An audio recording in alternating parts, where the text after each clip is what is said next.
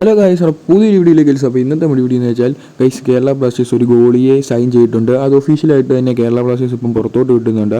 R Sheikh എന്ന് പറയുന്ന ഒരു പ്ലെയറാണ് കേരള ബ്ലാസ്റ്റേഴ്സ് സൈൻ ചെയ്തിരിക്കുന്നത്. മോഹൻ താരമാണ്, ഒരു ഗോൾ കീപ്പറാണ്, ഒരു യങ് പ്ലെയർ തന്നെയാണ്. ഒരു 22 വയസ്സുള്ള ഒരു യങ് ഗോൾ കീപ്പറിനെ തന്നെയാണ് കേരള ബ്ലാസ്റ്റേഴ്സ് സൈൻ ചെയ്തിട്ടുള്ളത്. ഗൈസ്, എൻ്റെ ഒരു ഒപ്പീനിയൻ വെച്ച് ഒരു ഫസ്റ്റ് ചോയ്സ് ഗോൾ കീപ്പറിനായിരുന്നു സൈൻ ചെയ്യേണ്ടത്.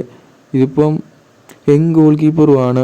നമുക്ക് സച്ചിൻ സുരേഷ് ഉണ്ട്, നോറ ഫെർണാണ്ടസ് ഉണ്ട്, ഇങ്ങനത്തെ നല്ല നല്ല പ്ലെയേഴ്സ് ഉള്ളപ്പം ഒരു ഫസ്റ്റ് ചോയ്സ് നല്ല എക്സ്പീരിയൻസ് ഉള്ള ഒരു പ്ലെയറിനെ ഗോൾ കീപ്പറിനായിരുന്നു നമുക്ക് വേണ്ടത്.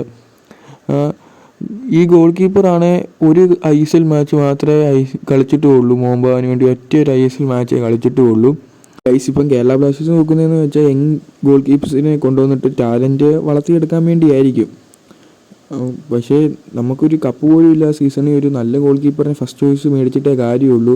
ഇല്ലേ സച്ചിൻ സുരേഷിൻ്റെയൊക്കെ കുറേ മിസ്സുകളൊക്കെ നമ്മൾ ഈ സീസണിൽ കണ്ടതാണ്. അതും എക്സ്പീരിയൻസിൻ്റെ പോരായ്മയാണ്.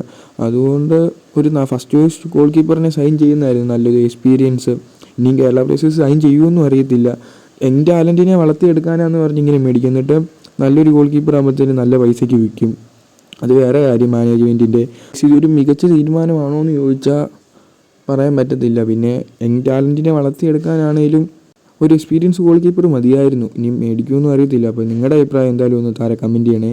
ഇത് നല്ലൊരു സൈനിങ് തന്നെയാണോ അല്ലയോ എന്താണെങ്കിലും നിങ്ങളുടെ അഭിപ്രായം എന്തായാലും ഒന്ന് താഴെ കമൻറ്റ് ചെയ്യണേ. അപ്പം bye guys, thanks for watching.